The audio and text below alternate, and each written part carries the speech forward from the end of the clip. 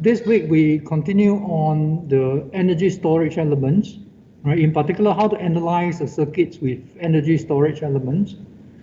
Okay, here we have a source-free RL circuits, namely you have a resistor and an inductor, but there's no source, no independent source.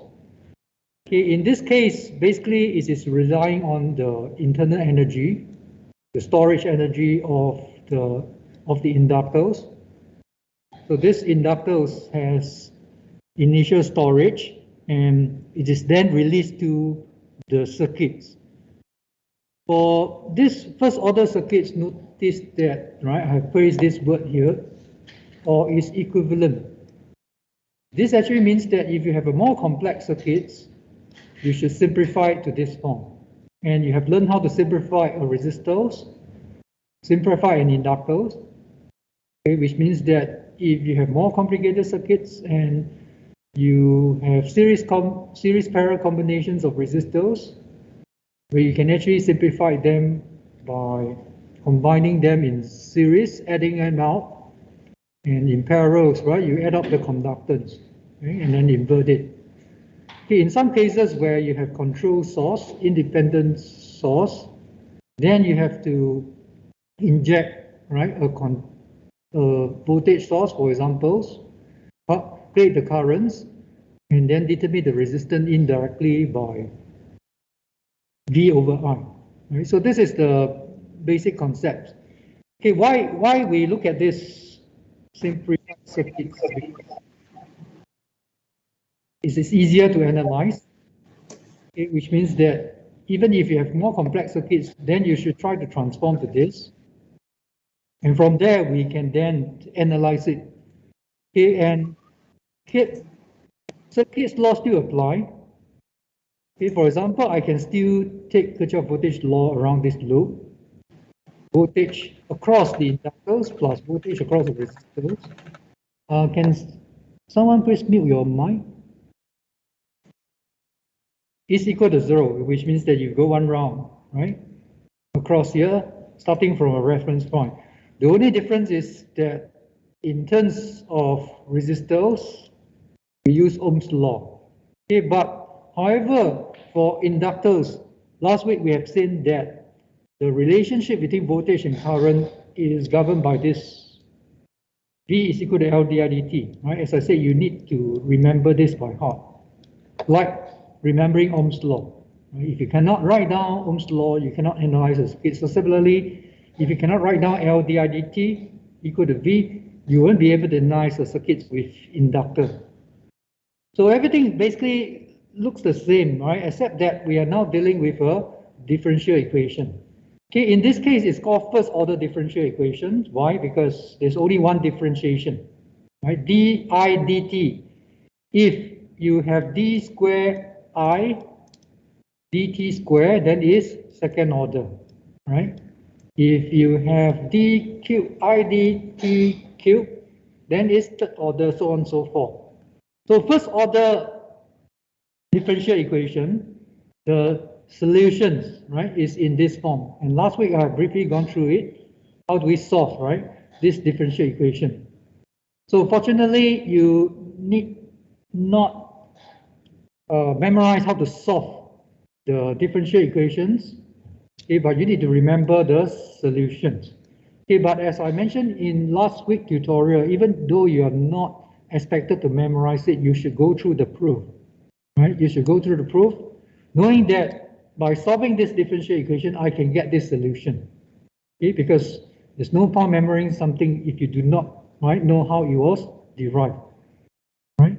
The thing is that you need not memorize the solutions, but you can memorize the final answers. So circuit analysis for first order circuits go this way. Given a complex circuits, convert it into this equivalent form, right? This will be your equivalent resistors based on what we have learned in week 1 and week 2. Then from there, we can write down the solutions, okay, by calculating the time constants using R over L. If it is equivalent form, then you should use Req divided by L. right, as your time constant. Even in some cases, your L can be simplified, right? Simplified, then you use LEQ as well. As for the initial current, this is the initial current. You either calculate it by circuit analysis, or sometimes it is given directly, right? Then you just substitute into here, you can get the complete solution. So this is basically what we do. We know we convert the circuits into this form, write down the solution in the general forms. We put down the particular forms. I mean, what is the initial current? What is the time constant? Which is basically calculated from your equivalent inductance and equivalent resistance. And basically, you can see that this is very similar to RC source-free circuits. Okay, except that for RC source-free circuits, you are interested in the voltage across the capacitor, right? For RL circuits, you are interested in the current through the inductor. Current through the inductors. So basically, the key in working with source-free circuits is therefore find the initial values, right? Find the initial values. For inductor, find the initial current. For capacitor, find the initial voltage. Okay, then you find the time constants. For RL circuits, time constant is R over L over RL, right? For RC circuit is RC, okay, by itself. So basically, let us look at what we have learned so far.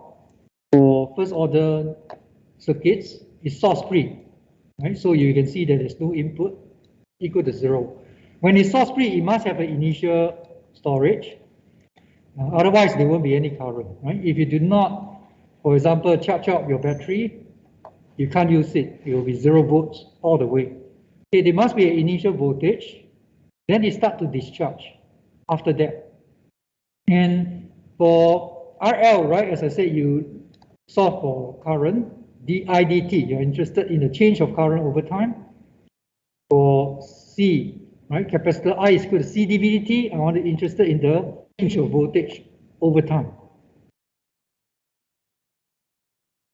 So this is basically a review of what we have done so far, including last week's tutorial, right? Last week we looked at this, RC, and this week we look at RL, okay, source-free. Okay, by source-free, remember, it is referring to the independent source. So even though over here we have a source, right? This is a source, but this is not independent source. It's a control source, right? Control source or dependent source. Now, as I mentioned to you, control source or dependent source, they are components, electronics component. Okay, for example, in this case, I have a current flowing through the inductor and it's reduced by half, right, in this component. So this is depending on this current. See that?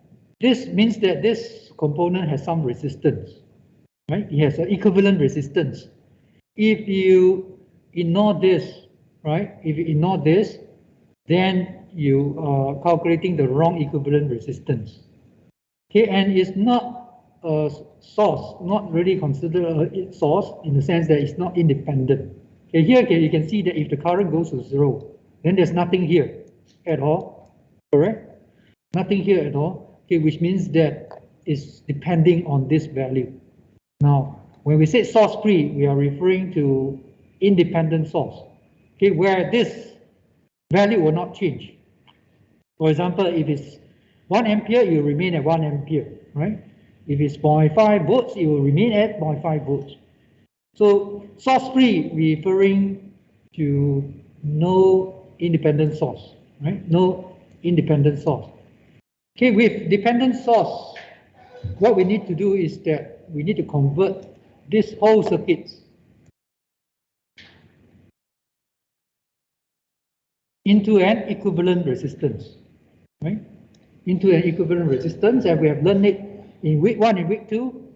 If there's no control source, then just simplify it using series parallel, correct? Series parallel. Only if you're stuck, then you apply the formula of star delta, delta star, right? Do not start by transforming any of the resistor network, which looks like star delta, right, into its the other form, right? Because sometimes you can simplify it. Okay, but in this case, unfortunately, we cannot do that because here we have a control source which has a certain resistance which you do not know. Now, if you do not know the resistance value, what we need to do is to do something else, correct? We have learned it in the Thevenin's theorems, which we will apply it later on. Okay, before that, let's look at the overview. Okay, we will have an initial current of 2 ampere. This is given to you. Right? If it's not given, then you have to calculate, right? For example, if there's a switch from one form to another, then you have to calculate the initial current. Now, given the initial current, given that it is source-free,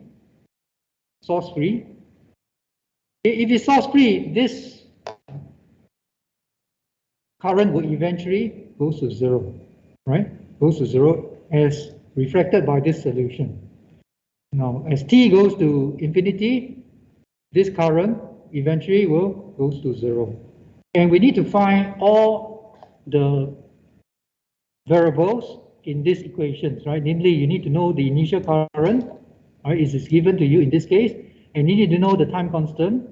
In order to find the time constant, which is L over RTH, you need to first find the RTH. So it's then go back to circuit analysis, right? How do we find the RTH of these equivalent circuits? And let us look at this, right? Overall solutions again. We are interested to calculate current IT passing through the inductors, and initially it was 2 ampere, right? Okay, we know that V is equal to L di dt.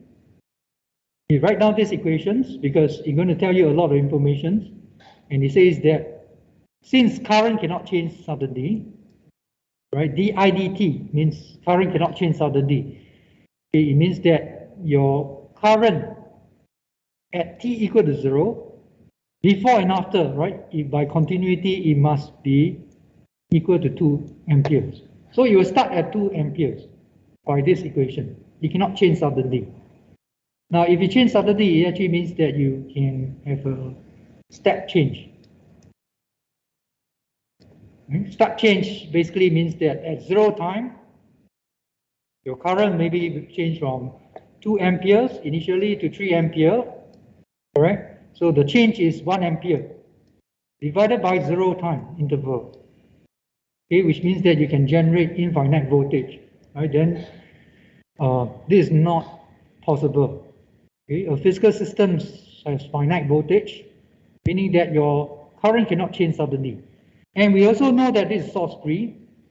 Therefore, a steady state, it must decay to 0, right? All the energy should be dissipated. Okay, the thing is that we are not only interested in the initial value and the final value. Okay, we are also interested in what is in between. How fast it takes to reach this steady state values. And this is described by the time constant, right? In this case, it's L over RTH. So firstly, we need to calculate the time constants. And in order to do that, we need to first find RTH. Okay, to find RTH first, as we learned in Thevenin's theorems, we remove the load, right? Remove this load. Okay, then convert the remaining, right? Convert the remaining circuits into this RTH, and then put back your load, which is your 6 Henry inductors. Then we get these equivalent circuits, and we know the solutions, correct? We know the solutions, which is in this form. Right? Which is in this form. So next step is that in order to calculate the RTH, okay, we need to pump in an independent source, say 1 volt. Okay, as I said, why 1 volt? Because convenient, right? You can pump in 2 volt also. In this case, your current will be 2 times as compared to 1 volt. Right? For example, if 1 volt gives you 1 ampere, then 2 volts, right, will produce 2 ampere because it's a linear circuit. Right? It's a linear circuit. And 10 volts, even if you 10 volts, will give you 10 ampere. It will always be proportional to your voltage. That's the meaning of the linear circuits. So therefore, if you look at the assumptions of the Thevenin's theorems carefully, right, you'll see this word linear circuits. We considered linear circuits. Okay, here, the ideas of putting this independent source, right, is that we do not know the resistance of this component. Therefore, you cannot simplify it. So, as I always use this example, right, if you want to check whether this pipe is heavily choked or not, what you need to do is to get a pump, right, of a known pressure. You pump in certain waters of known flow rate. Then from there, you can roughly calculate how much is the resistance. So same thing over here. We can put in a potential difference to generate a current over here. And then we know that resistance is V over I. Ohm's law. V is 1 volt. I you calculate. If you can calculate I, then you use V over I, which means 1 over I, to calculate the resistance. Now, can you use 1 ampere? Yes, you can also. Right, so it's at your convenience. Okay, if you see that 1 volt is easier to analyze the circuits, then use 1 volt. If you see that current source is easier to analyze, then you use current source. Right? In this case, then current will be 1. You need to calculate the voltage, right, across the current source. So this is the idea. Now, in experiment, what you can do is that you just put an ammeter here to measure this current. Okay, but this is circuit analysis, so you need to analyze the circuits by calculating this I, right? Let's call it I1. Okay, to calculate I1, use any method that you have learned in week 1 and week 2. But since you are calculating current, right, perhaps mesh analysis is good in the sense that it gives you the current directly. Right, but if you use nodal analysis, it's also fine. What you need to do is that after you calculate the node voltage, relate it to this current, I1. You're only interested in this current I1. You need not calculate I2, but you need to form the two equations in order to calculate I1, right? So remember what is mesh analysis? You assign mesh voltage, mesh current, I1, I2. I1 is the one that you want to calculate. Now, by assigning the mesh current this way, it means that you are saying that this is your I1, right?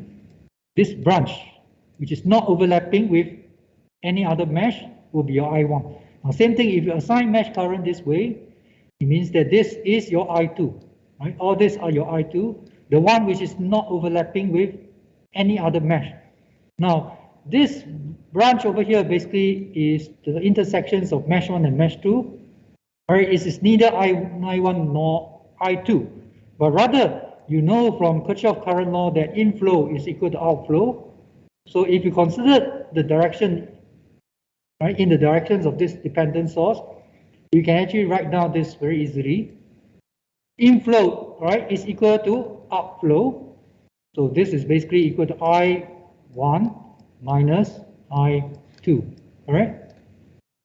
These two add up will give you I1.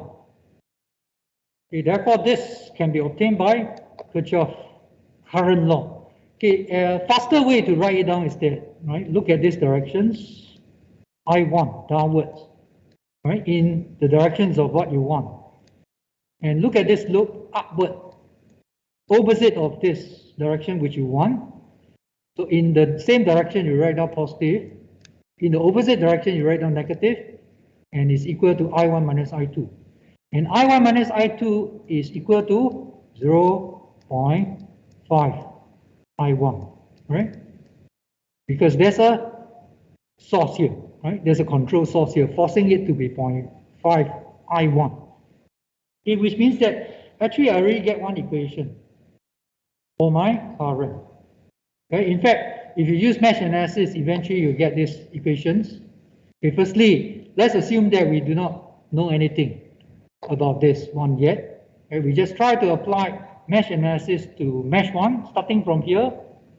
Now you go along this path, right? Then you write down the voltage across the resistor, 10 ohms. Okay, here you come to this path. There's a voltage of 1 volt. right? Voltage of 1 volt, so here we use the other conventions, right? Here negative, we just put negative, and from here to here, right, positive, we just put positive. Now when you come to this path, you have two choices, either you go straight or go downwards. But if you go downwards, you have a problem because this is a current source, which means that I do not know the voltage across it. Kirchhoff voltage law, right? Kirchhoff voltage law, you need to either know the voltage, likewise 1 volt is good, or you can write it down in terms of Ohm's law, because we want to write down the equation in terms of I1 and I2. Now here, you cannot get any useful information because I do not know the voltage. And I cannot write it down in terms of the current, which means that you should not go along this path downwards. You should go straight. Okay, by going straight, you still can go one loop. Right? Kirchhoff voltage law is just to go one loop. Okay, and then it's easier because this is just I2 multiplied by 40 ohms. Then you come back to the same point, equate to 0. So you get one equation. Okay, and this is called super mesh because you combine two meshes into one by bypassing the common branch. I can still write down one equation, but I need to write down another equation. In fact, just now I've shown it to you just over here. Because this is I1 minus I2. Therefore, I1 minus I2 is 0.5 I1, right? I1 minus I2 is 0.5 I1. You bring it to the other side of the equation. And then over here, this basically gives you I2 equal to 0.5 I1, right? Because this one, you move it to the other side. I2 is equal to 1 minus 0.5, right? We give you 0.5 I1. So then you solve for these two equations with two unknowns. And this equation is quite easy to solve. You just substitute this into here. Now, take note, you only want I1, right? Don't waste time to solve for I2. So substitute I2 in terms of I1 into here. You get the equation with I1 only. Then do algebraic manipulations. You get I1, which is 1 over 30 amperes. The I1 is used to calculate your RTH. Remember, RTH is V over I, right, or I1. Voltage is 1 volt. I1 is 1 over 30. This means that RTH is equal to 30 ohms. So we got the first step, right? And then we can use it to calculate the time constant because L is 6 divided by REQ, which is 30. Then you get the time constant, which is 0.2. Now, initial current is given. We need not do anything. So therefore, just put the initial current here, 2. Okay, and then put the time constant here. You can get this solution. Now, this solution, right, remember to put this clause. T greater than 0. Right? T must be greater than 0. Okay, if you go back to this graph, right, you understand the meaning. If you do not put t is greater than 0, actually this exponential term, right?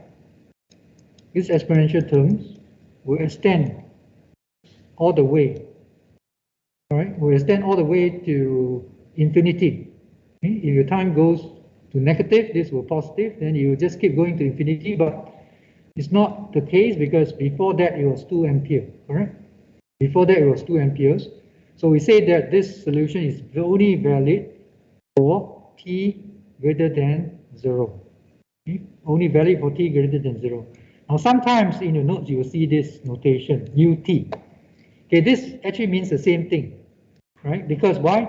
Ut is a unit step functions, is a standard notation for unit step functions, which indicate that for t greater than 0 is equal to 1. So it just means that for t greater than 0, it is equal to 1, which means that you are multiplying by 1, okay, which is exactly this one, right? For t greater than 0. So I suggest that you put this one, okay, but sometimes you're given this one, right, for certain problems, okay, just treat it this way. It means that you're multiplying by 1 for t greater than 0.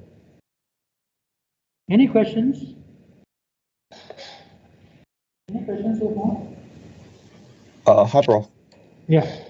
So I just want to try and understand the RTH replacement, the Thevenin replacement thing. So we are able to use a voltage or current source replacement for any linear circuit. Is that correct? Correct, correct. So in any circuit, we can just choose to substitute one of the values for something else. So one of the components for a voltage or current source, like inductor or capacitor. Correct. So in order to do that, so we do that in order to find the RTH value for the circuit with respect to that component, correct? Yes, yes. That means that technically you can use 1 ampere here. Yep. Yeah, you can use 1 ampere here. So if this is 1 ampere, right? Mm-hmm. Okay, remember this is your I, then this is actually 0.5. Correct? Yep. Because it's control source I, 0.5 I. Okay, then actually in this case, you can also calculate this current. Correct? By Kirchhoff current law. At this node, inflow equal to outflow. So in fact, this is 0.5. Right? Inflow equal to outflow. Okay, the thing is that here you need to calculate this voltage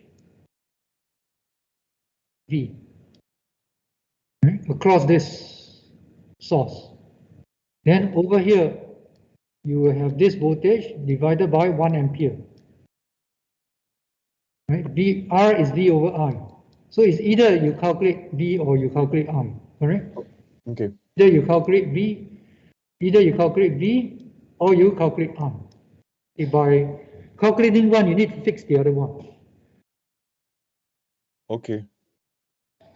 So one more question. So for the answer for this first part, for the T infinity, how do we know that it is 0? Yeah, because it's source free. So as long as it's source free. Correct. So long as it's source free.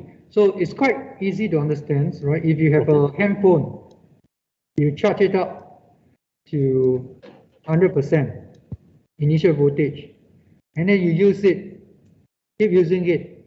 Eventually, it has to be 0, correct? Yep. It has to be 0 unless you charge it up again. When you charge it up, you are connecting it to the source. Okay?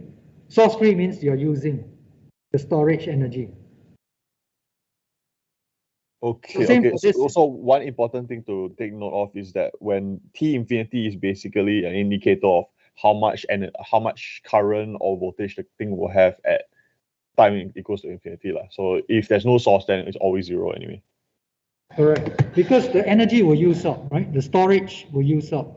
Okay. So source free, first thing it has to has initial energy. Otherwise, there won't be anything. Okay, if this is equal to 0, then there's nothing.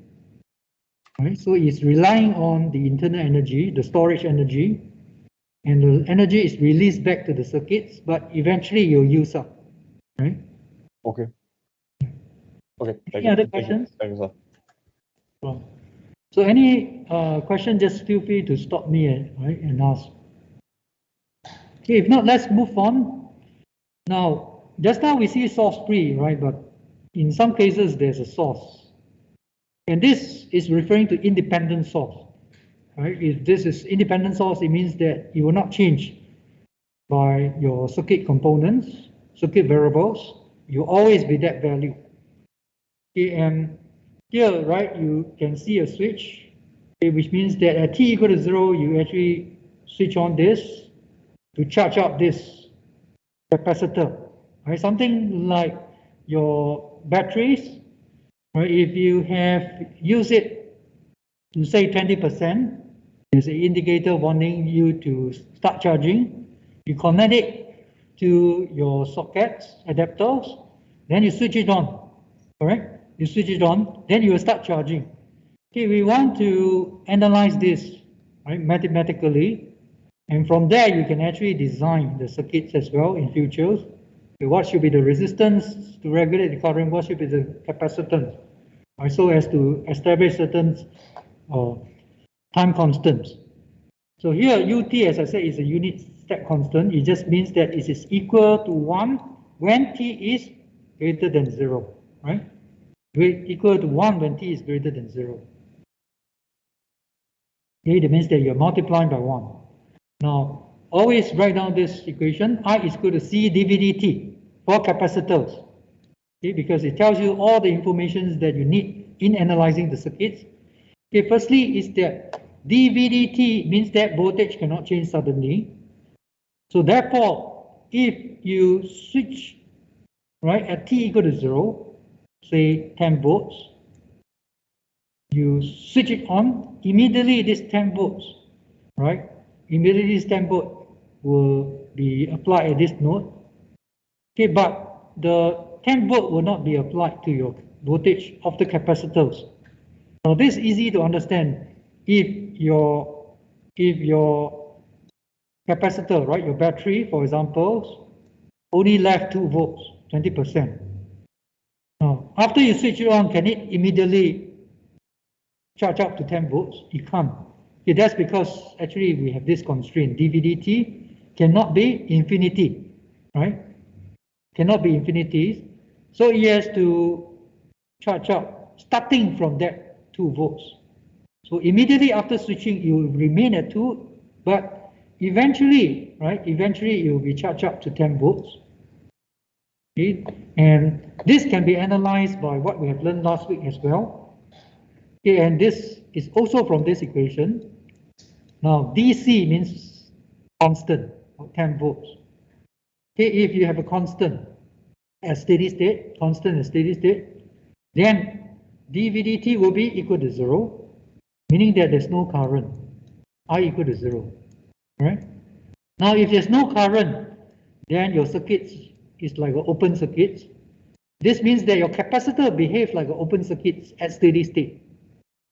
Okay, if I is equal to 0, then what is the voltage across this resistor?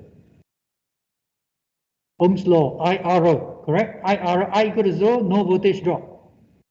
This means that this voltage, Vs, will be equal to this voltage, Vs, right? In fact, you can look at it this way. If initially you have 2 volts for your capacitors, right? The battery is left with 2 volts. I want to charge it up to 10 volts, so I switch on. Then current will start to flow. 10 minus 2, potential difference 8 volts divided by R, right? So this regulates your current. Okay, but as this is charging, it will start to increase, correct? Positive current flowing, it start increasing. The voltage start increasing. We have seen that in last week tutorials. Okay, when inflow positive currents is charging up. Okay, when this voltage reaches 10 volt, then there's no potential difference across the resistor. Obviously, then there's no current, correct?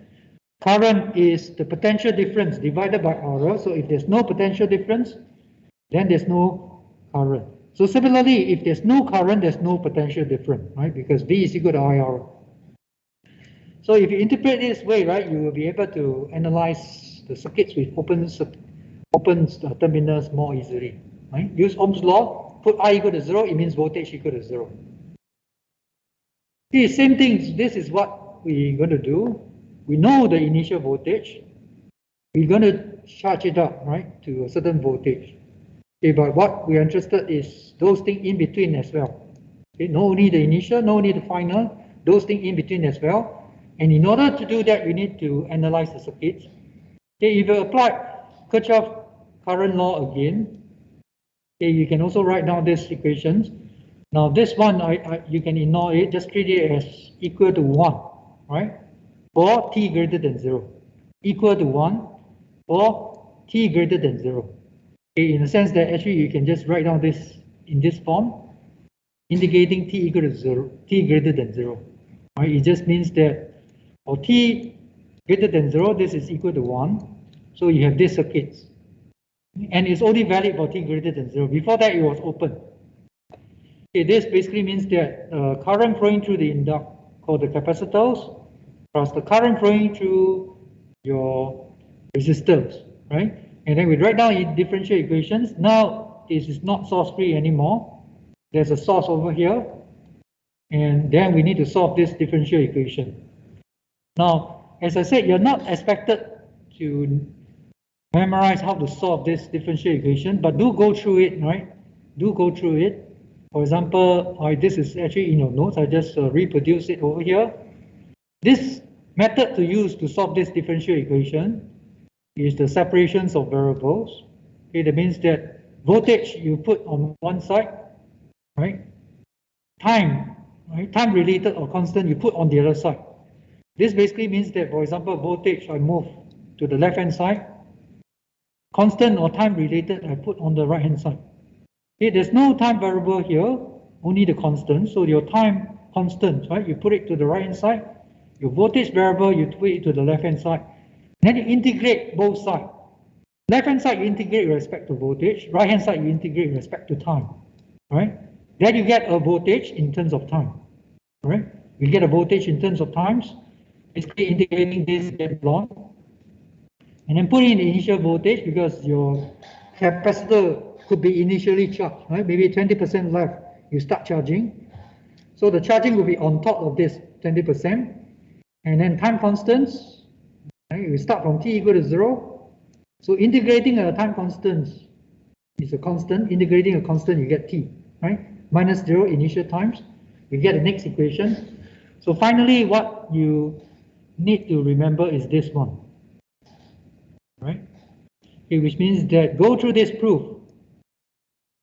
Go through this proof, but you need not memorize anything. Right? Just go through the proof, understand how this equations is derived. Right? Otherwise, it's quite meaningless. This equation will be quite meaningless if you do not know that this is the solutions of this. So notice that this equation is also very general.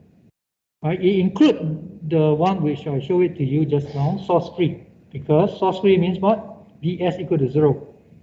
If you put Vs equal to 0, actually you can see that it reduces to the same thing for the source free case.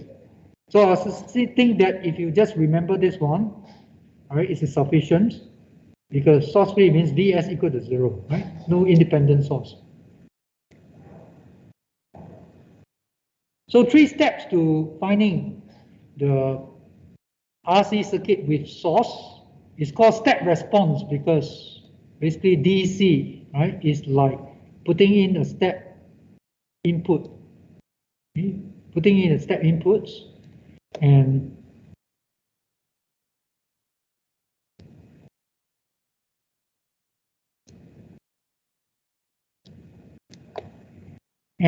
the voltage will then start response to your step input. Right? The voltage across the capacitor will start responding to this input, and that's why we call step response. Now 3 steps in calculating the step response. Initial voltage, if it's not given, you need to calculate. Final voltage, steady state voltage, how do you calculate it? Put your capacitor as open circuits, right? And then you have only resistor network. Apply what you have learned in week 1 and week 2. You can calculate the steady state voltage. Okay, lastly, time constants is RC. The R and C could be the equivalent, right? Resistance. Sometimes even the equivalent capacitance. Okay, then you put everything into here. Initial voltage, steady state, time constants. You get the solutions of your differential equation. Right, so I hope everybody can get the ideas. Calculate these 3. As compared to source free, the only additional thing you need to do is this. Right? Calculate the steady state voltage. Okay, and the solution is also consistent with the source free case because for source free, the steady state voltage is 0. Right? Steady state voltage is 0. So you put 0 here, you still get the same solutions of the source free case.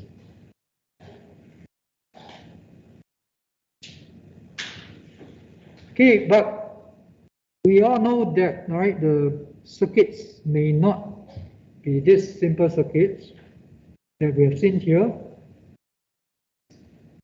Okay, may not be this one. Why we start with this one? Because we can derive the solutions, right? Easily as a general one.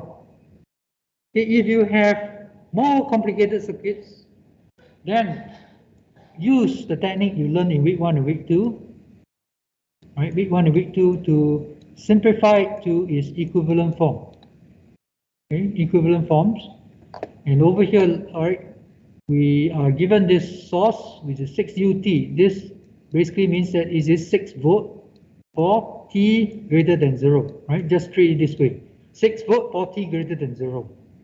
And initial voltage was 1 volt, okay, which means that I start charging it with a 6 volt. Okay, at t equal to 0, starting from an initial voltage of 1 volt. This will increase to a certain voltage. You need to find out, right? What is this final voltage and how fast it takes to charge up to this voltage. Okay, but we first need to simplify or convert these original circuits into its equivalent forms. Okay, this means that everything over here, right, should be converted into a source with a resistor.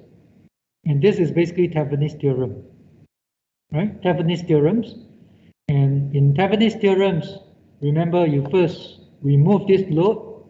There's an open terminal. There's open terminals. This open terminals, the voltage across it is called VTH. Okay, it's actually consistent with the steady state voltage of the capacitor because at steady state, your capacitor behaves like an open circuit, right?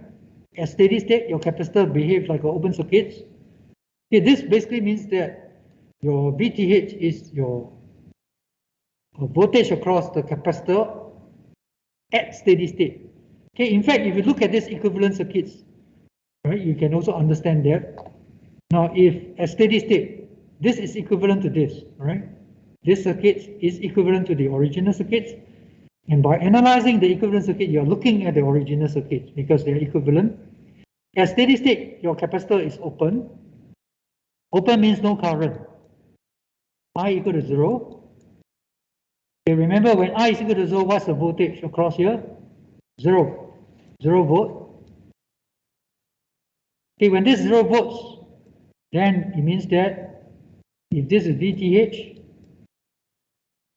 this will be VTH. So VOC is basically equal to your VTH, right? This with respect to ground.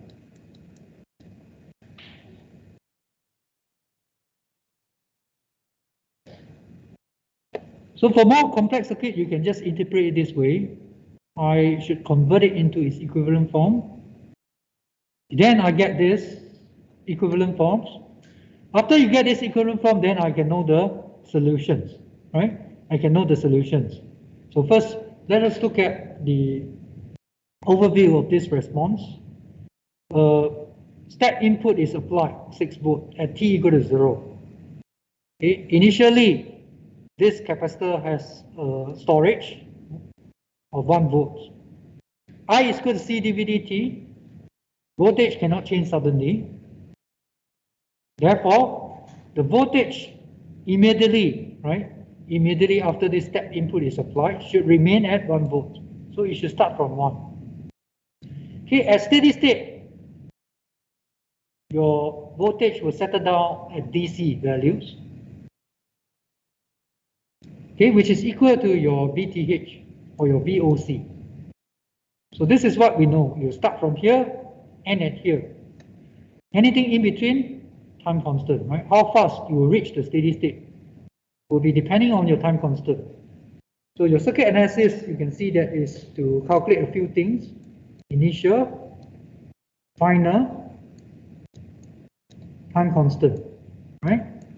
And time constant sometimes involves simplifying the circuits to its equivalent form, okay? Because it will be the equivalent resistance multiplied by the capacitance, right? Or in some cases, equivalent capacitance. Okay, if you simplify it to this form, then we know that the standard solution is this, right? So as I said, read through the proof, right? After that, remember that this is the solution. And the solutions of this require you to find a few things. Steady state voltage, which is your VTH, the RTH as well, and then use it to calculate your time constant, right? So we start by calculating RTH. Let's look at the original circuits. These original circuits. To find RTH, right? Let's look at this graph first. To find RTH, you have to first remove the independent source, set it to 0. V set to 0, short circuits. Then look into these terminals, right, with the load removed. Look into these terminals. Find the equivalent resistance. There's no control source, so you should simplify it directly by series parallel. Now this is examples, right, that you can see that this looks like a star connections, but there's no point converting it to delta because you can simplify it by simply series parallel, right? For example, the left hand side, these two are parallels. If you're confused, just redraw it this way. They're the same thing. All right, this terminal is connected to this terminal, same thing. So this is parallel with this, 20 parallel 40 is 20 times 40 divided by 20 plus 40. Okay, after that, this is in series with this plus this, combined together, series, then we add them up, and you can check that it's 70 divided by 3 kilo ohms. So the resistance is equivalent to 70 divided by 3 kilo ohms. So we get RTH, right? And we proceed to find VTH. If Thevenin's equivalent, find VTH, find RTH. Or either one is, or you start with either one, is fine. Right? You can also start with VTH, no problem, because they are independent. To find VTH, we first need to find the open circuit voltage. And as I explained to you, this is actually the steady state voltage of the capacitors, right? Because these capacitors behave like an open circuit at steady state. And Thevenin's theorem is the open circuit voltage across this terminal. So you can interpret it in both ways, right? It's just a matter of interpretation. Either you say that I convert to equivalent form, VTH, okay, then VTH is your final voltage, right, according to the equivalent circuits. Or you can look at this original circuit directly. This is my open circuit voltage, and when capacitor is fully charged up, right, it will behave like an open circuit. So VTH, in other words, is your steady state voltage across the capacitors. Now look at these circuits, there's only resistor, right? There's only resistor, which means that you can analyze it by going back to week 1 and week 2. So all these topics are related, as you can see. Week 1, week 2 will be used over and over again throughout this course. And even if you go to the second part of the course, you're still using, right, these circuits theorems, okay, but in different domain, different mathematics. So do review it so that you have an opportunity to understand it better as we move on. Now, firstly, you need to find this VOC, which is your VTH. Okay, here this is open. Again, I equal to 0, right? If I is equal to 0, what is the voltage here? 0. 0 volts. If this is 0 volts, then this voltage is actually VOC. All right? This voltage is VOC because no voltage drop. And if this is VOC, it basically means that voltage across the 40 kilo ohms resistor is actually VOC because there's no voltage drop here. Okay, after that, you can see that this VOC is a percentage, a portion of 6 volts, according to the ratio of the resistance. 40K divided by 40K plus 20K, and is equal to 4 volts. Right? So this is voltage division law. Okay, even if you have difficulty in applying voltage division law, just put it this way. Assume that there's a current flow, I, coming out from the source. Well, when this current comes to this junction, no current can flow through here. It's fully charged up already. We are looking at steady state. No current can flow through here. So all the current has to come down here. Correct? All the current has to come down here. If they have the same current, it means they are series. Okay, if they are series, then current is voltage divided by total resistance. Right? So this is your current I. Ohm's law, current I times 40K give you the voltage across it, and it's equal to 4 volts. So you can interpret it this way. Initially, right, this was 1 volt. Then this is 6 volts. But there's a voltage drop here across the resistors. Right? Voltage drop across the resistors. So when you reach to here finally, the maximum you can get is 4 volts. Right? So therefore, your capacitor can charge up to 4 volts. 4 volts. This means that if you have a 6 volt source and you do not want to charge up to 6 volt, right, sometimes you can build some resistor networks, right, so that you will charge up to the required voltage that you want, say 4 volts, right, because the source sometimes could be fixed value, but we can adapt it in the circuits to charge up to the required values. So we know that you will charge up to 4 volts only, right, in this case, 4 volts. And after that, finally, find the time constant. Right? In fact, we have the information RTH already. We can use it to calculate the time constant. Time constant is RTH, which is 70 divided by 3 kilo ohms. Just now we have found it. Capacitance is given in the problems. Multiply them together, you can check that is 0.07. Okay, which means that I have all the information required to calculate my solutions, because VTH is your steady state voltage, which is 4. All right, so put 4 into it. Initial voltage was given as 1. Initial voltage was given as 1, read no problem. Time constant 0.07. Put it into here. All right, it gives me the particular solution. All right, particular solutions, which is 4 minus 3 e to the power 1 over 0.07 is this value. Okay, either put t greater than 0 or put a ut there. Ut, as I say, it means you are multiplying by 1 for t greater than 0. Any questions?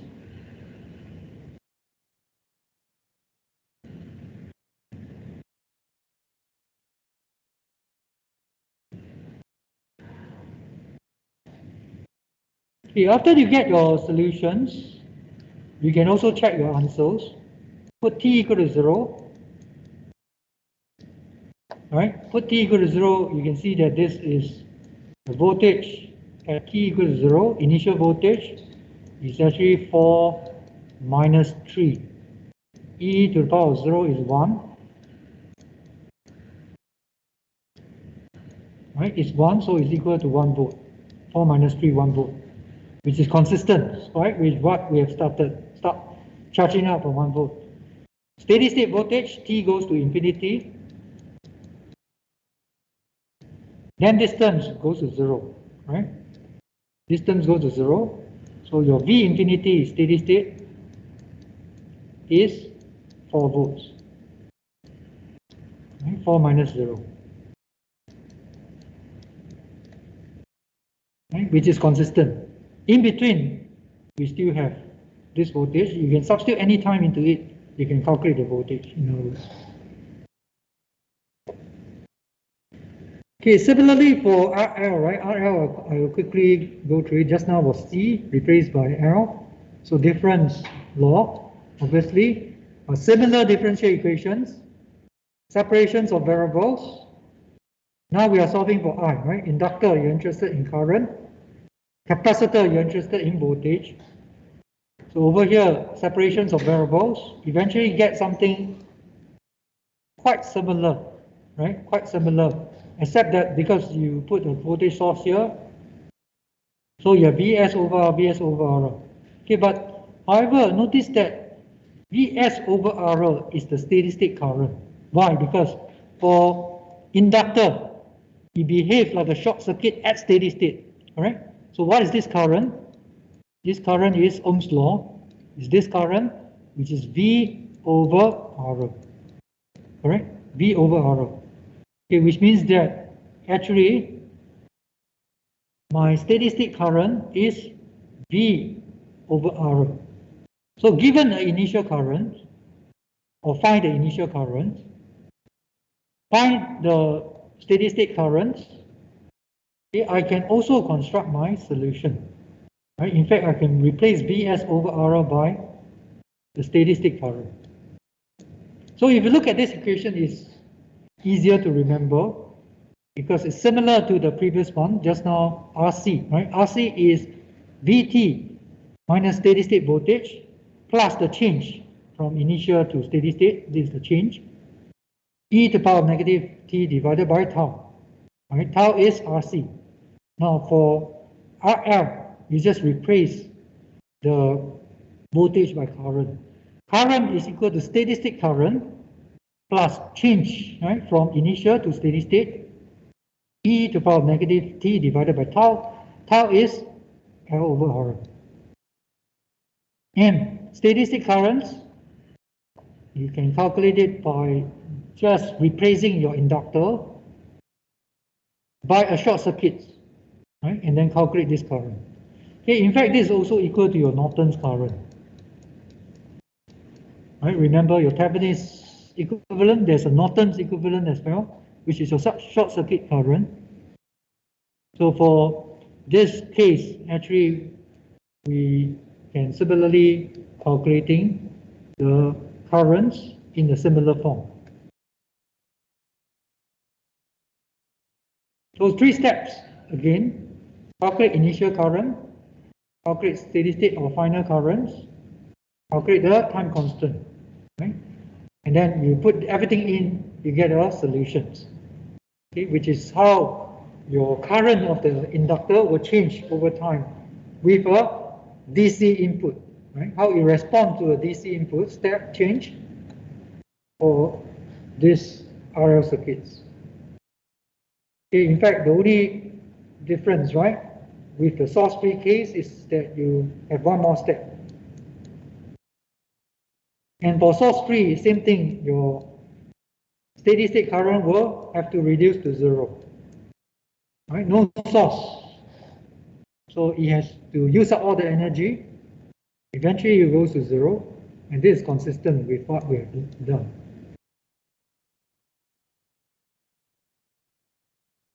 Right, so let's review for step response of RC circuits. Firstly, V is equal to L di dt. Current cannot change suddenly. So immediately after switching, current should be the same, right? Immediately after switching, it has to start from here. Finally, it will settle down at a steady state value, which is constant, DC.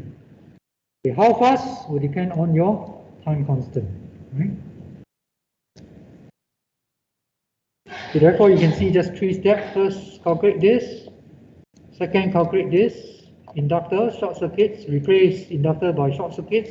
Calculate the steady state values as in last tutorial. How fast? Calculate time constant, which then will require you to calculate the R equivalence and L equivalent, right?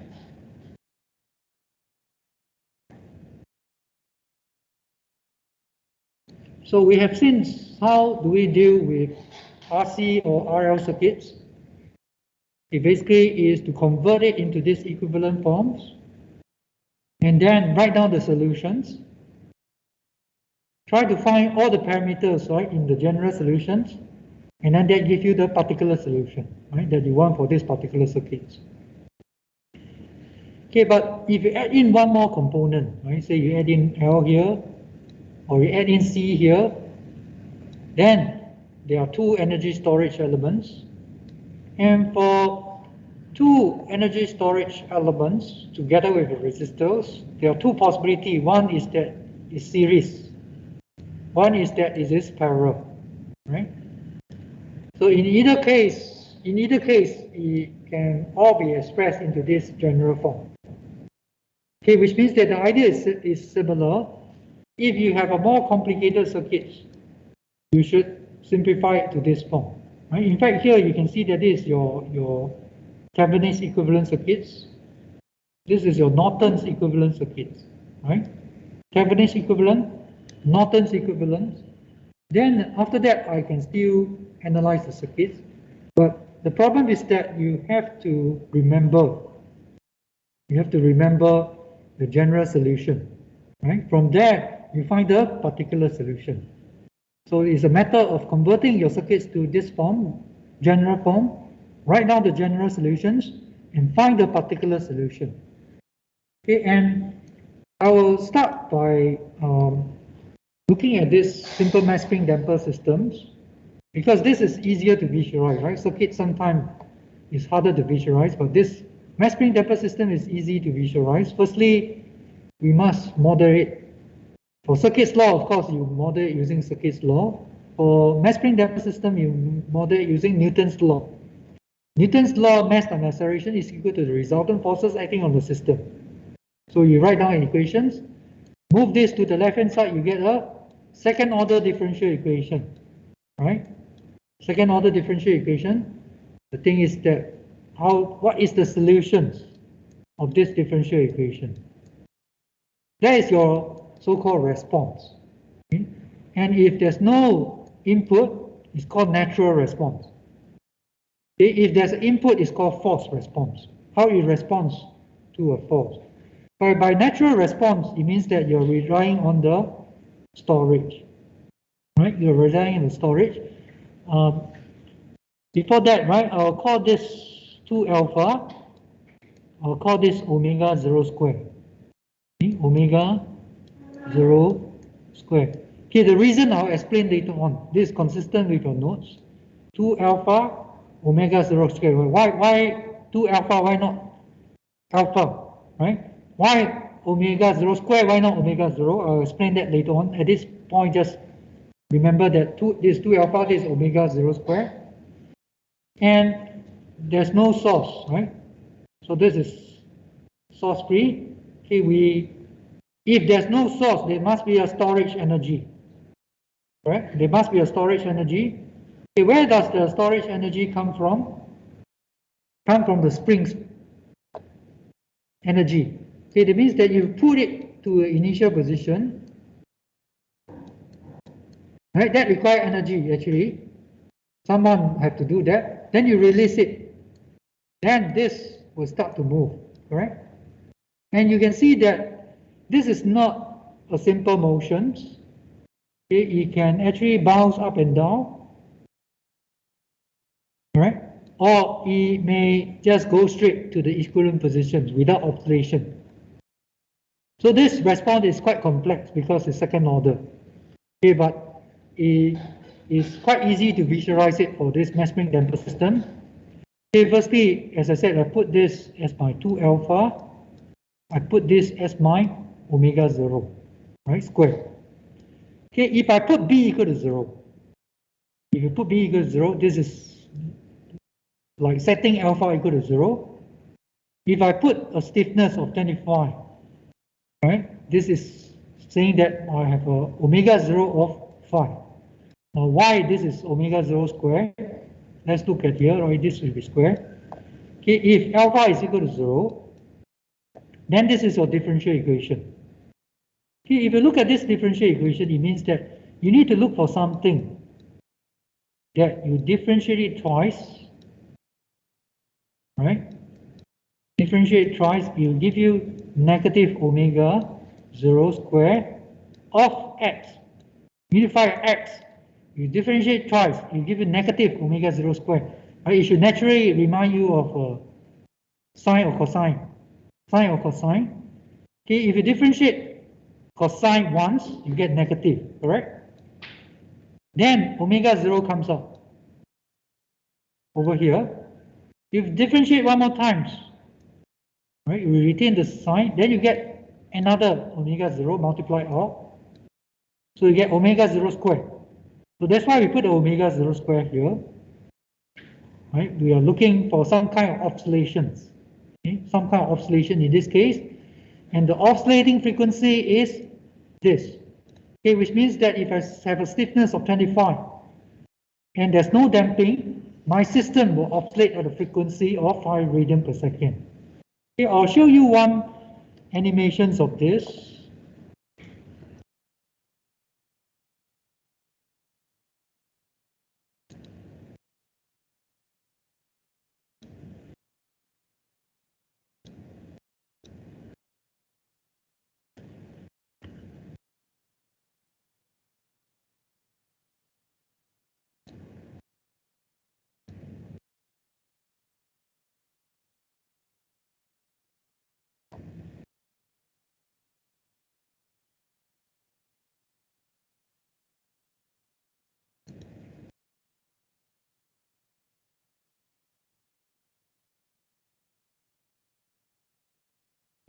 Just a minute, huh? Let me. Okay, it's here. Okay, this is the simulations of this mass spring damper systems. And over here, I'll set some parameters. Remember just now I set 25. Means that you oscillate at 5 radian per second. Mass put to 1. Now this is my damping, right? The B. So I set it to 0. Okay, if you look at the response, this is how it looks like. You put it to the initial position and release it, right? Put it to initial position, release it.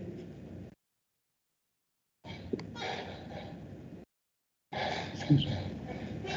Then you'll start oscillate.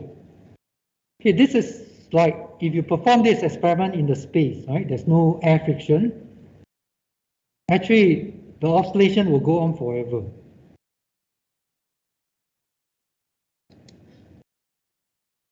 And the oscillating frequency is depending on the parameters, right? How your system responds will depend on the parameters of the differential equation. Now, if I inject some damping, right, say 0.1, you can see that the oscillation will die off. Okay, this is easy to understand, right? If there's damping, energy will be dissipated, and eventually it has to come to rest.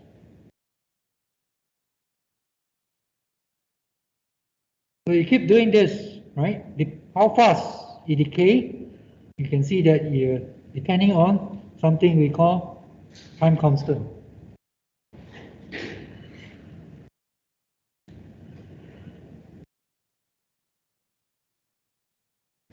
So you keep doing this, eventually it will decay. Or let me speed up the response a little bit by injecting more, say 1, right? So over here you can see that you oscillate a little bit, then eventually you stop. This is natural response, right? You rely on the initial storage, but there's no force to sustain it, so it has to come from rest.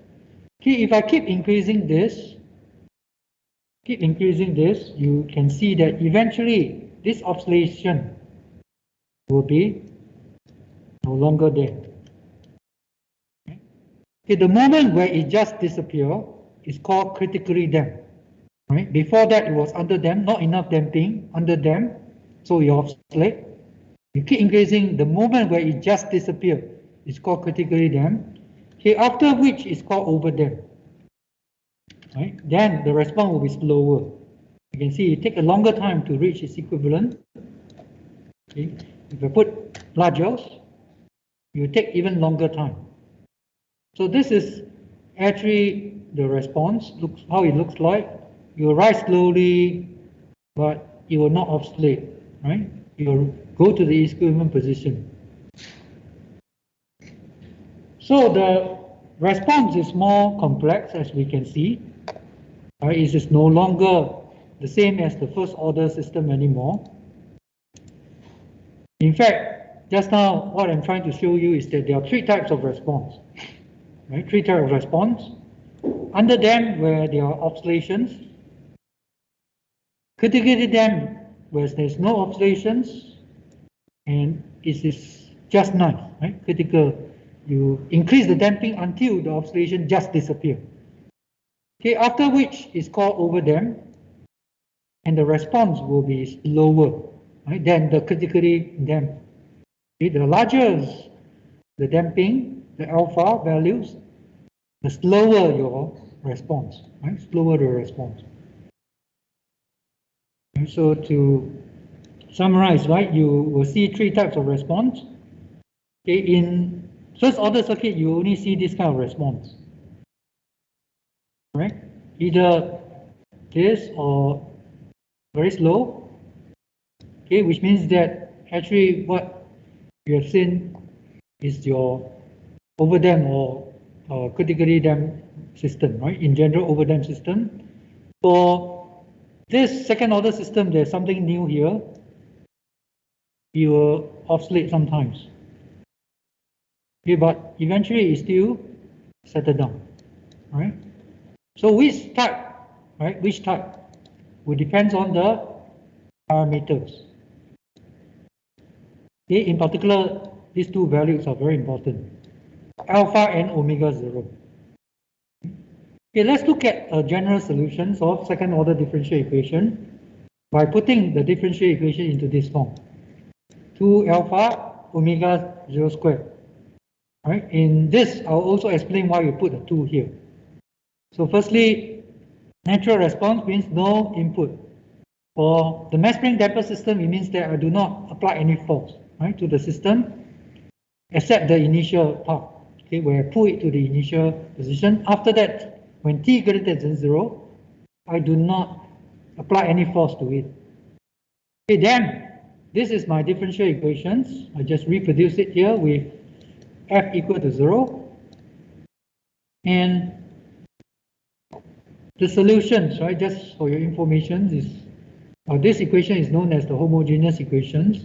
No, it means no input, right? Zero input. Okay, here we will try this solution again. We just now remember, last week, remember for first order system, we tried this x in the exponential form, all right? Because when you differentiate it, you get something which is also proportional to the solution. Even if you differentiate twice, you also get something which is also proportional to the original solutions. It's just that you differentiate one, you get s. You differentiate twice, you get s squared. Now, if I plug all this into here, right? If I plug all this in terms of the exponential term into this differential equation, I can actually write down this equation, and some of the common terms can be taken off.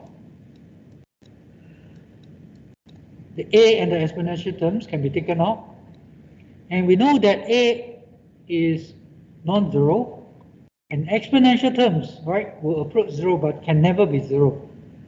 So therefore, the only possibility is that s squared plus 2 alpha s plus omega 0 squared is equal to 0. So the solution s, right, the solution s must satisfy this equation. The solution s must satisfy that equations. So this is the general solutions, right? Now, next one is to solve this second order equations. Okay, and actually it's in the notes, but before that you have to review this concept. Okay, this is something actually all of you know how to solve this equation.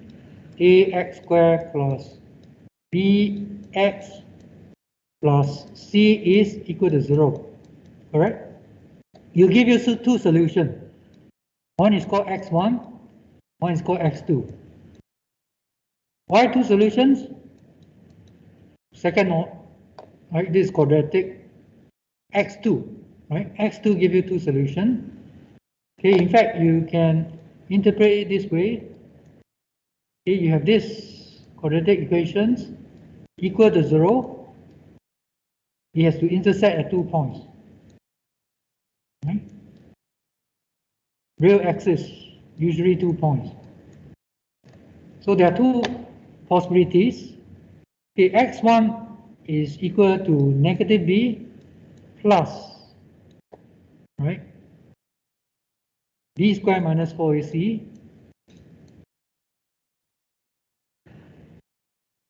divided by 2a.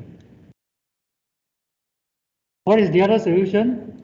Negative b minus, right? Minus b square minus 4ac square root divided by 2a.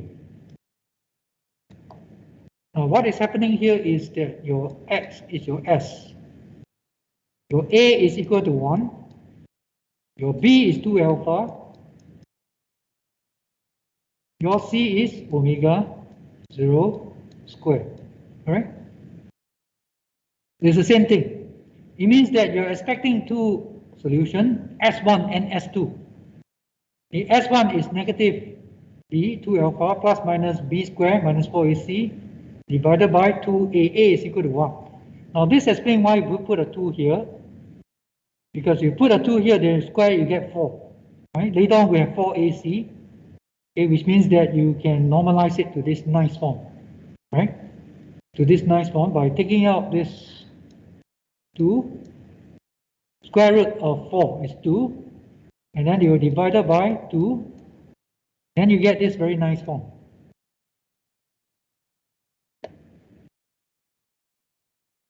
Okay, these solutions, right, be careful, there are three possibilities.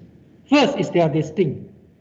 Okay, the other possibility is that you could have a curve which has one intersection point only. Correct? It means that the equal to 0 only with one intersection point.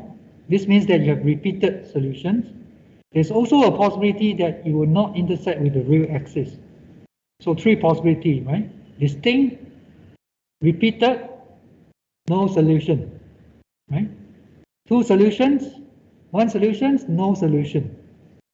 Now actually no solution referring to the real solution. Okay, actually you have an imaginary solution, right? Let's look at the solution. These are the two solutions, and the solution will depend on the square root of this term. Okay, because if the square root of this term is negative, then you get an imaginary solution. Okay, let's start from the simplest case. If it's equal to 0. Okay, if this is equal to 0, then S1 is equal to negative alpha. S2 is also equal to negative alpha. We are looking at this case. Okay? One intersection point. Okay, if they are not 0, right, so in this case, your solution is in this form. Right? Critically then, with only alpha comes into part. Right? And this second order, so these two, basically you have a dte negative alpha t plus d plus a d2e negative alpha t. And this one, if you plot it out, right, you'll see that you will just decay to 0 rapidly, right? Rapidly. Okay, after that, it will be slower. That's called overdamp. And it happens when you have distinct roots. And this happens when this is positive. Okay, if this is positive, then you have negative alpha plus some positive value, negative alpha minus some positive value, you get two values. Let's call it alpha 1 and alpha 2. And in this case, you get this overdamp response. Okay, over here, because this, right, values are non-zero, so you'll be larger than your alpha, right? You'll be larger than your alpha, so you introduce a slower response. For one of them. The last one is actually that when this is negative. Okay, for example, if this is negative 4, right? If this is negative 4, that means this minus this is negative value, then it takes square root.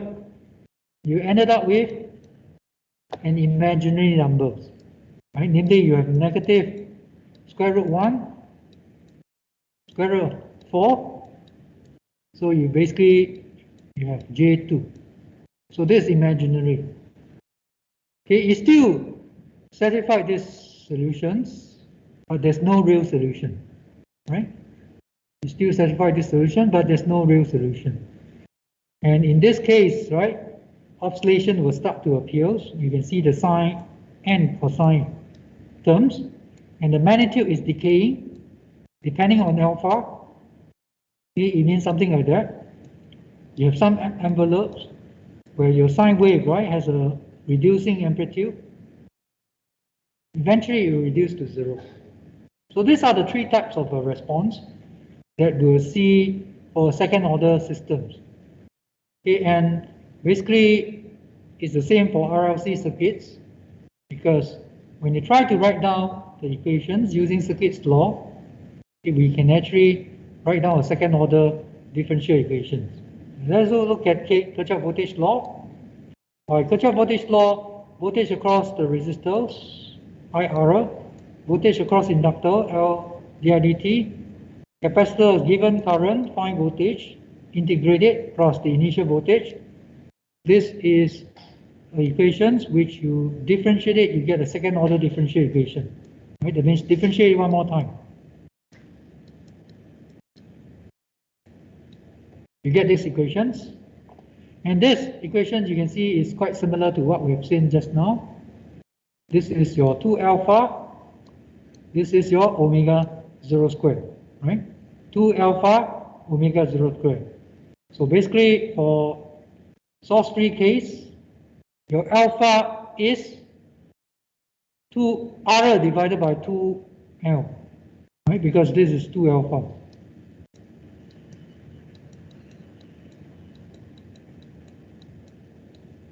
Then alpha is R divided by 2L. Right? In fact, this form is quite similar to your time constant of the first order circuit, except that there's a 2 there, right? There's a 2 there. Okay, and omega 0 square is 1 over LC.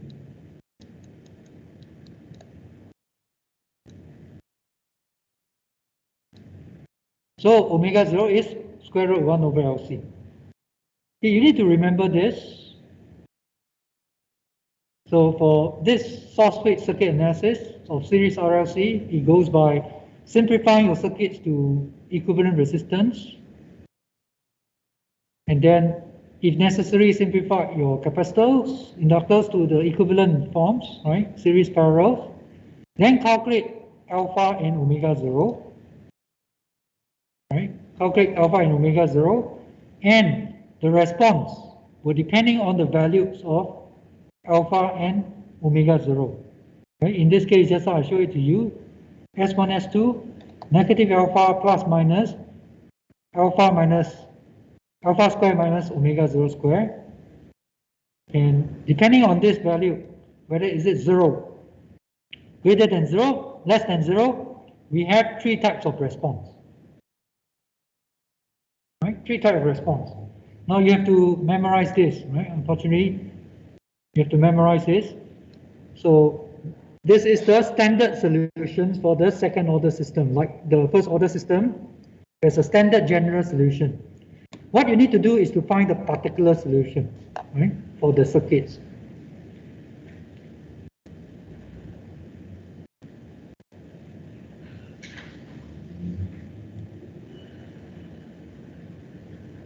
So there are three types of solutions. One is that there's oscillations. Okay, the other one is critically damped. The other one is over damped. Okay, I will quickly go through the parallel RLCs. Actually, it's simple those. You apply Circuit's law, write down the differential equations, and then you take this form, right? Parallel and series, they are different. Okay, the difference is only this term, right? Only these terms is 1 over RC, right? 1 over RC. The other one was R over L, right?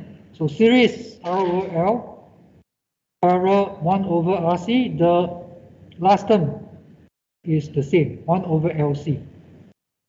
So if you observe that, the only new thing you need to remember is this. Alpha is equal to 1 over 2 RC. Okay, because this one remains the same, this will be LC. Okay.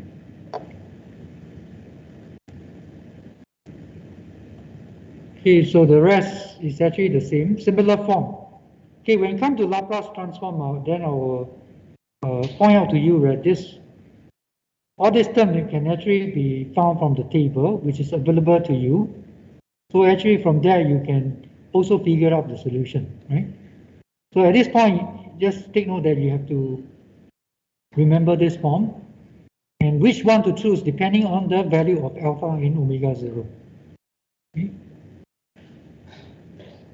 So similarly for the step response, right? Just now we look at source free. So step response, what you need to do is that you write down the equations with a source, and then we can similarly analyze it.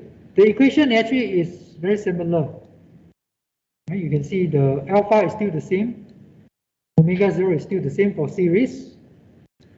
The only difference now is that your input is not equal to 0. Just now it was equal to 0. As a result, there's only one additional step. You need to calculate the steady state voltage, right? Steady state voltage.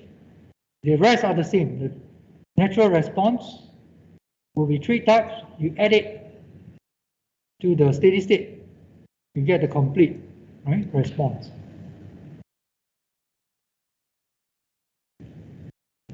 So one more additional step, calculate the steady state voltage. And I have not come to this, right? How do we calculate A and B? Okay, basically A and B should be calculated from the initial conditions. Okay, the rest can be obtained from your alpha and omega 0. So to summarize, right, for step response, first, you need to determine the type of solutions for the natural response depending on alpha and omega 0. Right? If alpha is equal to omega 0, choose this one. Okay, if alpha is more than omega 0, choose this one. If alpha is less than omega 0, choose this one. Then you need to determine all the parameters, right? All the parameters except A1 and A2 can be obtained from alpha and omega 0. In fact, some of it you can put directly alpha, right? Alpha, omega 0 and alpha, right, will be used to determine the other parameters. Right? We will look at it later on. Okay, let's look at this questions. I'll finish off these questions. Question 4, we will do it next week, right? Okay, let's look at these questions and see how we can solve it. This has two sources. At t equal to 0, you switch from 8 volts to 12 volts. And they are series, right? RLC. Okay, series RLC. Okay, first write down these two fundamental laws. I is equal to C divided T for capacitor. V, voltage across the inductor, is equal to L di dt, right? L di dt. Okay, and before switching, it was connected to 8 volts, right? Before switching, at t equal to 0, it was connected to 8 volts. Now, if you allow sufficient time before switching, allow sufficient time for it to settle down, this is how the circuits will behave before switching at steady state. At steady state, your inductor will behave like a short circuit, your capacitor will behave like a open circuit, right? Open circuits, this means that no current can flow through it. So this current will be equal to 0 at steady state. This is my first initial condition. Secondly, my voltage across the capacitor will be equal to 8 volts. Why? If there's no current flowing through here, this voltage is 0. No voltage drop. So 8 volts will be directly applied across here. Right? Which means that initially, right, it was 0 volts. So you keep charging it. When you reach 8 volts, then you stop charging. Right? And at steady state, this inductor has 0 voltage as well, short circuits. So this is before switching. Right? My voltage across the capacitor is 8 volt. My current flowing through the inductor is 0. Okay. After that, you switch it to 12 volts. And based on this circuit law, we know that voltage of a capacitor cannot change suddenly. Therefore, immediately after switching, O plus, my voltage of the capacitor has to start from 8 volt, right? As I said, this means that if your battery has some initial storage, after you switch it, right, to another supply, it has to start from there. And the other constraint is my current flowing through the inductor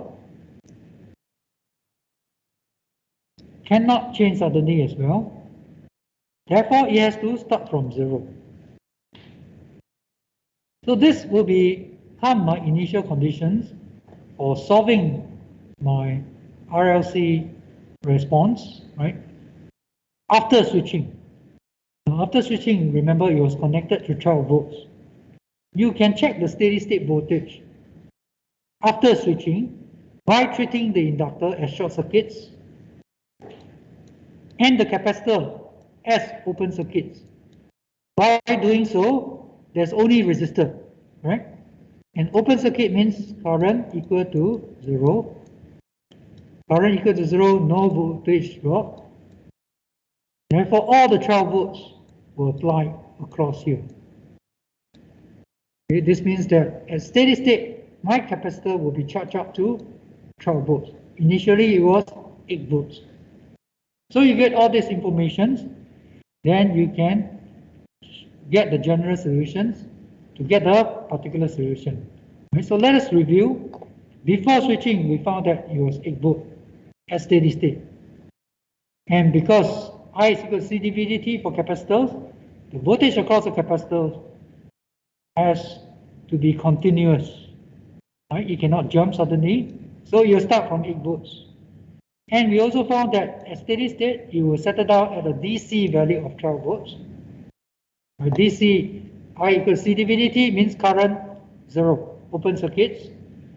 The question now is that, would there be oscillations, 3 types of response, right? Or will it be critically damped, reach 12 volts without overshoot, or will it be under damped?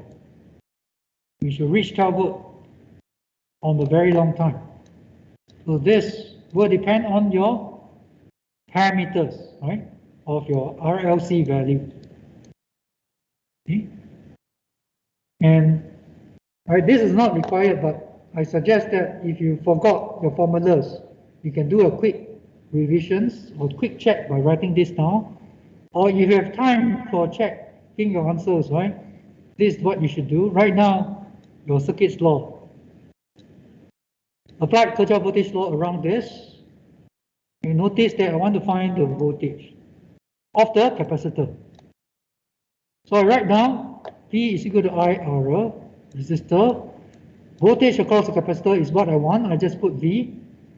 And when I come to the inductor, I put L didt. Okay, then this is my source, which is 12 volts. Okay, what I want is voltage, not current. Current is related to voltage. And voltage is referring to the voltage of a capacitor, right? Capacitor. So I is equal to CdVdt, okay, which means that I can replace this current I by dVdt, and then I get this next term. Okay, here we have didt, okay, which means that you need to differentiate this one more time. Differentiate this respect to time one more time. Right, you get d square v dt square. And then you substitute this into here. You get d square v dt square. So in a sense, you get a second order differential equation. Right, in this form, this is your 2 alpha. This is your omega 0 square. All right, this is not required, but what I'm saying there is you cannot remember. You cannot remember this. Try to derive this, and then this will be your 2 alpha. This will be your omega 0 square. From there, you can still derive this. So the response of these circuits will depend on your alpha and your omega 0 square. Okay, the rest is just to check by numerical substitutions. L is 1, right? R is 2. So substitute 1 into here, 2 into here, you get 2 divided by 2 is 1. So alpha is 1. Omega 0 is square root of 1 over LC. L is 1, C is 1/5, right? 1/5, so you get square root of 5. Okay, if you press calculator, this is more than 1. Okay, this is more than 1, okay, which means that alpha is less than omega 0. Not enough damping, right? Quite easy to remember. Alpha represents damping. There's not enough damping, smaller than omega 0. We have insufficient underdamped systems. Underdamped system means that we are expecting this kind of response. Right? The exact values you need to determine, like this. This. How do we determine that? Everything can be extracted from alpha and omega 0. Right? We have obtained alpha and omega 0. Everything can be extracted from there except these constants.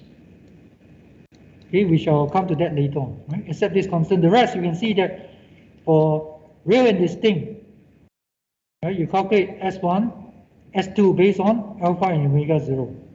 And just put it directly into your solution. Right? The two distinct case, calculate them, put it into here. For critically damped, you have only alpha, just put it into here. Okay, under damped, a bit more work. You need to calculate this term called omega d, okay, which is omega 0 minus alpha square, reverse. This is positive because alpha minus omega 0 is negative, right? Alpha square minus omega 0 square is negative. This is positive. Then substitute this will become your damped natural frequency. Right, so calculate this one, put it into here, and alpha, right, is directly from here. So we have this solution, so I'll just reproduce it here. We have calculated alpha. Alpha is equal to 1. Right? Put 1 into here and calculate omega d. Omega d is omega 0 square minus alpha square. Right? So it's 5 minus 1, 4, square root 2. Okay, which means that this is 2. How about VSS? VSS, remember, it was 12 volts. Okay, which means that we have everything. So these general solutions, take note, you can get everything except A1 and A2 from your alpha and omega 0. Right? From alpha and omega 0. So same for other cases, you can get everything except A1 and A2 from your alpha and omega 0. Right? So the remaining task is to determine A1 and A2. Now to determine A1 and A2, you need two equations, correct? Because there are two unknowns. The two unknowns are A1 and A2. The two equations can be established based on the initial conditions. So technically, it's quite easy to understand. Now to calculate A1 and A2, I need to know the voltage at 2 time instance. Okay, but I only know the voltage at t equal to 0, correct? So that's the only conditions I can make use of. Okay, not the steady state, because the steady state means t goes to infinity.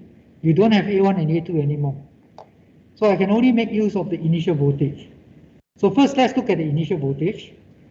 At t equal to 0, you substitute t equal to 0 into here. You get this term, right? E to the power of 0 is 1, or sine 0 is 1, sine 0 is 0.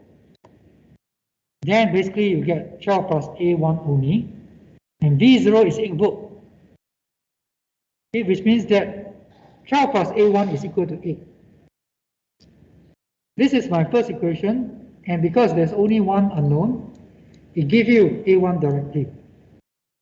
So my initial conditions, V0 is equal to 8, give me A1, right? Okay, I don't have any voltage value anymore. The only thing I have is the next initial condition for the current. Now, what is this current? This is a current flowing through your inductor, which is also the current flowing through your capacitor, which is also the current flowing through your resistor, because they are series, right? Same current. Okay, here you're given the voltage of the capacitor. Take note that this is the voltage of the capacitor. For capacitor, I is equal to C dV dt. Given voltage, I differentiate it with respect to time, multiply by C, I get the current, right? Which is also the current flowing through your inductor. The initial current is equal to 0, okay, which means that if I differentiate this with respect to time, right, if I first differentiate this term, I get -1 e to the power negative t, this one fixed, right, product rules. Then I fix this term, I differentiate these terms, right, cosine will become -2 sine, sine 2t will become 2 cosine 2t. Put t equal to 0, a few terms will disappear, this one will disappear, because sine 0 is equal to 0. Cosine 0 is equal to 1, right, you get -a1, e to the power of 0 is 1, and here you get 2a2, so c, right, is here, remember, right? Bracket multiplied by all this inside the bracket is equal to your initial current. Now this initial current is 0. Therefore, C divided by 0 will become 0, which means that -a1 plus 2a2 is equal to 0, right? Is equal to 0. So a1 is already known. Substitute into here, you get a2 equal to -2. So it happens that your initial current is 0. So therefore, here, right, C does not play any part. But be careful, right? If your initial current is non-zero, say 1, then actually it is 1 divided by C, right? 1 divided by C. Okay, so I hope everybody can get the ideas for energy storage elements, 3 types of solutions. First, you calculate alpha and omega 0, right? You determine the type of solutions. And everything except these 2 constants can be obtained from alpha and omega 0. This is the steady state value which you need to analyze the circuits. Okay, and as for the 2 constants, you have to obtain it from the initial conditions, from the 2 initial conditions, and that will give you the particular solution. I will cover the remaining questions in the next tutorials. Right, so let me just quickly go through it so that you can do it right before we come for the tutorial next week. So there's a switch here. Before switching, right, you allow the system to settle down at steady state. Inductor will behave like short circuits. Capacitor will behave like an open circuit. Now, this part here, right, this is shorted. It means this voltage is 0, right? All these are parallel, so the voltage here is also 0. Now, when there's voltage of 0 volts, then no current can flow through here. So no current can flow through here because 0 volt, no potential difference, no current, right? This means that there's no current flowing through the 5 ohm resistor. So all the current 3 ampere will flow through here. There's still 3 ampere. When you come to here, this is also open, right? So these 2 are different cases. This is open, this is 0 volts, but this also is 0 volt actually. So no current can flow through here, so you're still flowing through here, right?